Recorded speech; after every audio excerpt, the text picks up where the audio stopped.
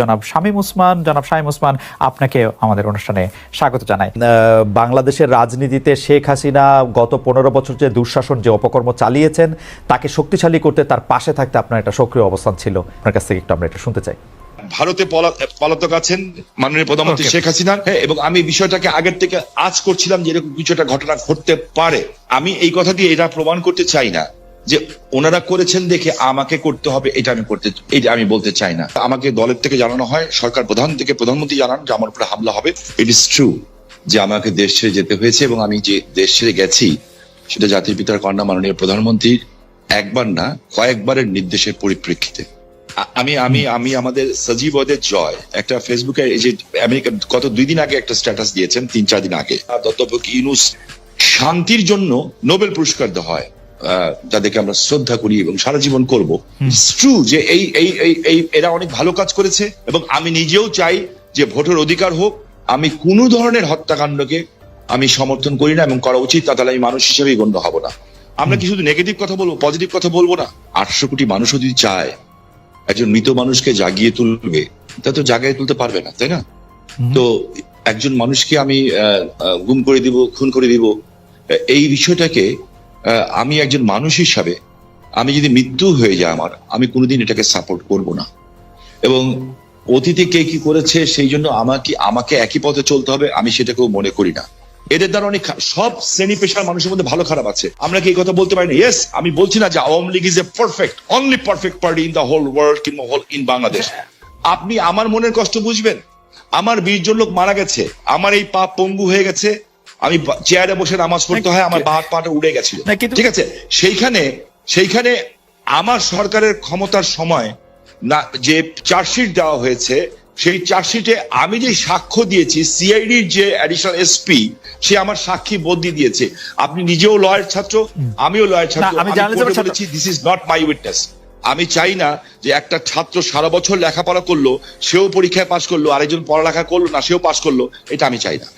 দেখেন, আমি মার্কিন যুক্তরাষ্ট্রের মতো একটা রাষ্ট্রকে আন্ডারমাইন করার কোনো কারণ থাকতে পারে না, কারণ পৃথিবীর মধ্যে এটা অবভিয়াসলি একটা শক্তিধর দেশ না, একটা গণতান্ত্রিক রাষ্ট্র বলা যায়।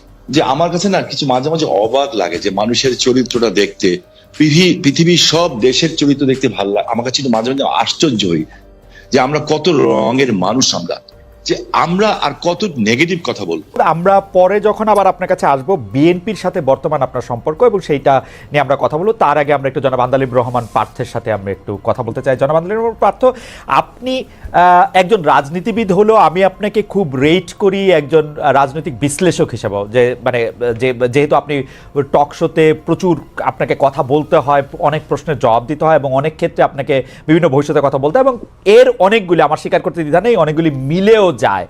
আমি এই জন্য আপনাকে একটু ফরওয়ার্ড লুকিং প্রশ্ন করতে চাই যে গত কয়েক বছর ধরে জনাব তারেক রহমানই আসলে বিএনপির হাল ধরে আছেন। বেগম খালেদা জিয়া চিকিৎসার জন্য লন্ডন গেলেন, শেখ হাসিনা জনরোষে বাংলাদেশ থেকে বিতাড়িত। রাজনীতির এই পরিবর্তনটা আপনি আসলে কিভাবে দেখছেন? নতুন নেতৃত্বে নতুন রাজনীতির সূচনা কি হতে চলেছে? বিশেষ করে 90-এর পর যদি আমরা আওয়ামী লীগ ও বিএনপির শাসনকাল যদি বিশ্লেষণ করি, সরকারে বা ক্ষমতায় এলে মানে এটা একটা, এই প্রশ্ন বারবার হচ্ছে যে তারা যে গণতান্ত্রিক থাকবেন, কর্তৃত্ববাদী হবেন না, সেরকম কি মনে হচ্ছে? মানে এই নেতৃত্বে যারা আছেন, এটা তো অবশ্যই ঠিক, জনাব তারেক রহমানই আসলে 20-22 বছর ধরে অন্ততপক্ষে দলের ডেপুটির হালটি ধরে আছেন, কিন্তু মানে এই নেতৃত্বের ক্ষেত্রে কি কোনো পরিবর্তন আসছে? ব্যক্তি মানুষ না, আদর্শের, দৃষ্টিভঙ্গির, আপনি কিভাবে দেখছেন? একটু আপনাকে ধন্যবাদ খালেদ, আপনি তো অনেক ওয়াইড একটা প্রশ্ন করেছেন আমাকে। আমি একটু ব্যাকগ্রাউন্ডে যাব। দেখুন, আপনি সমষ্টিগতভাবে যদি বাংলাদেশের রাজনীতির অবস্থা দেখেন, গত 17 বছরে যে একটা ভীতির সংস্কার, ভীতির একটা সংস্কৃতি আমাদের রাজনীতিতে ছিল, যার কারণে 17 বছর কিংবা 20 বছরে ভালো মানুষগুলি রাজনীতি থেকে দূরে সরে যায়। এই কারণে অফকোর্স একটা ভ্যাকুয়াম সৃষ্টি হয় রাজনীতিতে, কারণ 17 বছর আপনি জানেন যে কোনো রাজনীতি করতে গেলেই একটা গুম খুনের একটা ধারণা ছিল, বা মানুষ রাজনীতিবিদদের উপরে কেন জানি এমন, মানে কেন জানি বলবো না, মানুষের যথেষ্ট রিজন ছিল রাজনীতিবিদদের থেকে দূরে সরে যাওয়া। এবং বলে না যে জোকাররা যখন পার্লামেন্টে যায়, তখন জোকাররা মেম্বার অফ পার্লামেন্ট হয় না, পার্লামেন্টটা সার্কাস হয়ে যায়। গত 3টা বছর, তিনটা টার্ম অনেকটা এরকমই একটা অবস্থান ছিল। তো এ কারণে আর তারেক রহমান সাহেবকে নিয়ে আপনি যে কথাটা বললেন, উনি গত 10, 12, 15 বছরে যেভাবে বিএনপিকে বিদেশে বসে যেভাবে নেতৃত্ব দিয়েছেন এবং নিচ থেকে ওপর পর্যন্ত, সত্যি কথা বলতে উনি আওয়ামী লীগের মাথা খারাপ করে দিয়েছেন। যে বাইরে থেকে সাংগঠনিকভাবে উনার যেই নেতৃত্ব ছিল, ন্যাচুরালি বিএনপি ভাঙতে পারেনি, বিএনপি পথচ্যুত হয়নি বা অন্যদিকে যায়নি। তো সেই ক্ষেত্রে দলের মধ্যে এবং আমি মনে করি সারা বাংলাদেশে ওনার একটা আলাদা গ্রহণযোগ্যতা আসছে। এখন বিএনপি সামনের দিকে যদি ক্ষমতায় আসে, তাহলে বিএনপি কি করবে সেটা নির্ভর করে সত্যি কথা বলতে বিএনপির সমষ্টিগতভাবে বিএনপির মানসিকতার উপরে। বিকজ আপনার ডেমোক্রেসি তো অ্যাকচুয়ালি ইজ আ মাইন্ডসেট। আপনি আপনার বিরুদ্ধের কথাকে সুযোগ দিলে ডেমোক্রেসি থাকবে, আর সুযোগ যদি আপনি না দেন তাহলে ডেমোক্রেসি থাকবে না। তো এটা সম্পূর্ণরূপে একটা মাইন্ডসেটের ব্যাপার। এখন বিএনপি যদি ওনার কর্মকাণ্ডে বা বিএনপির কর্মকাণ্ডে যদি সেই রিসিপিয়েন্ট বা ওই রিসিভিং এন্ডে থাকতে পারে বা ওই মানসিকতা থাকতে পারে, এবং এই 17 বছর এত কিছু দেখার পরে যে আপনার রাষ্ট্র পরিচালনায় ব্যর্থতা বা পতন, বা যেটা পতন বলবো না, আওয়ামী লীগের তো, যেটা আমি আপনাকে আনঅফিসিয়ালিও বলেছি যে আওয়ামী লীগ এমন একটা রাজনৈতিক দল যার বাংলাদেশে শুধু রাজনৈতিক পতন হয় না, এই সামাজিক পতনও হয়েছে। যে এই ধরনের সামাজিক পতন আগে হয়নি, বিকজ আওয়ামী লীগের অবস্থানটা, আওয়ামী লীগের অ্যাট্রসিটিটা, আওয়ামী লীগের দুর্নীতি বা সবকিছু একটা হাউস ওয়াইফের কাছে, একটা সাধারণ শিশুর কাছেও চলে গিয়েছিল, এবং এই লাস্টে যে এই গণহত্যাগুলি। তো আমি সেটাই বলবো যে এখন তো আর নির্দিষ্ট শত্রু লাগবে না আমাদের পতনের জন্য। আমরা যদি আওয়ামী লীগ থেকে শিক্ষা না নেই, আমরা যদি ডেমোক্রেসি প্র্যাকটিস না করি, তাহলে অদৃশ্য শত্রু আমাদেরকে সেটা করে দিতে পারে।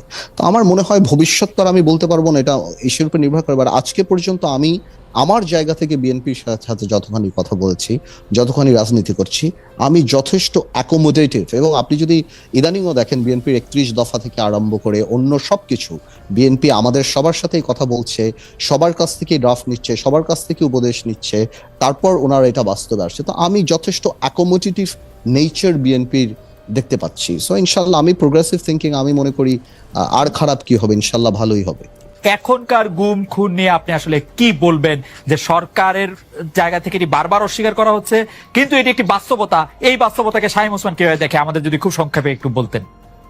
আমি আপনাকে একটা জিনিস স্পেসিফিক্যালি বলতে চাই খুব পরিষ্কার ভাবে। আমি একজন হিউম্যান বিং হিসাবে আমি কোনো ধরনের হত্যাকাণ্ডকে আমি সমর্থন করি না, এবং করা উচিত, তাহলে আমি মানুষ হিসেবেই গণ্য হব না। আমরা কোনো খারাপ জিনিসকে আমরা আশা করি না।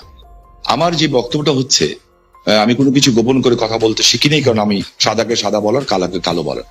বাট আমার তার আগে আপনার মাধ্যমে, খালেদ ভাই, আমি কালকে বাঁচবো না জানি না, আপনি একটা ভালো জায়গায় আছেন, জার্মানি একটা ডয়েচ টেলিভিশনের সাথে আছেন। আমি আপনার কাছে অ্যাপিল করছি, রিকোয়েস্ট করছি, যদি অ্যাম্বাসাডারদের সাথে কথা বলতে পারি, কিংবা বিদেশে যেয়ে যদি বড় বড় মন্ত্রী মিনিস্টারের সাথে কথা বলতে পারি, আমি কিছু অভিযোগ দিব।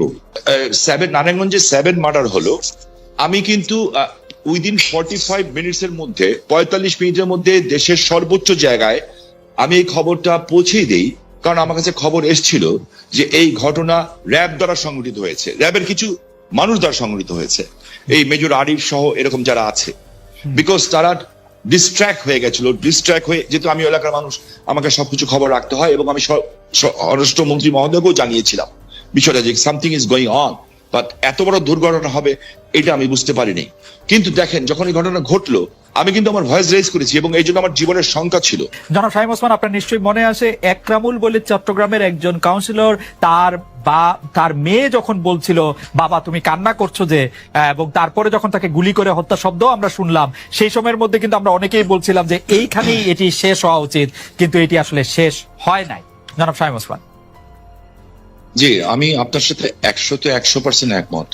একজন মানুষকে আমি গুম করে দিব, খুন করে দিব, এই বিষয়টাকে আমি একজন মানুষ হিসাবে, আমি যদি মৃত্যু হয়ে যায় আমার, আমি কোনোদিন এটাকে সাপোর্ট করব না। এটার চেয়েও বড় সত্য হচ্ছে, এত বড় বড় উচ্চ পদস্থ ধারীরা এখনো কিন্তু জেলখানায় আছেন। যেমন বিএনপির নেতা সালাউদ্দিন সাহেব, ওনাকে গুম করা হয়েছে, খুন করা হয়েছে বলা হলো, ঠিক আছে। তো বিএনপি নেতা সালাউদ্দিন সাহেবকে তো পাওয়া গেল ভারতে। আমার চোখের সামনে যখন নারায়ণগঞ্জে একটা পরিবার আগুন দিয়ে বাসে পুড়িয়ে মেরে ফেলা হলো, আমার চোখের সামনে নারায়ণগঞ্জের যাত্রাবাড়িতে বাসে শুয়েছিল ড্রাইভার আর কন্ট্রাক্টর, তাকে আগুন দিয়ে পুড়িয়ে মানে হলো, ওস্তাদকে মাথা দিয়ে যে কন্ট্রাক্টর পুড়িয়ে হলো, 85 জন মানুষকে পুড়িয়ে ছাই করে দেওয়া হলো। এটার নাম রাজনীতি?